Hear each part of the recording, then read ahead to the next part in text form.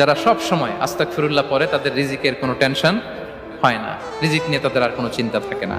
আল্লাহ নবী নূহ আলাইহিস সালাম যিনি ওনার জাতিগোষ্ঠীকে বলেছিলেন ফাকুল তুস্তাগফিরু রাব্বাকুম ইন্নাহু কানা গাফফারা, তোমরা বেশি বেশি ইস্তেগফার পড়ো, তিনি ক্ষমাশীল।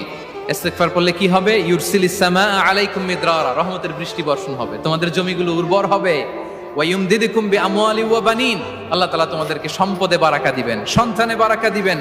ওয়া ইয়াজআল লাকুম জান্নাতিন ওয়া ইয়াজআল লাকুম আনহারা, তোমাদের ফসল ক্ষেতগুলো সবুজ শ্যামল হয়ে ভরপুর হবে, তোমাদের রিজিকে বারাকা নেমে আসবে। তাহলে আমরা যেন বেশি বেশি ইস্তেগফার করি।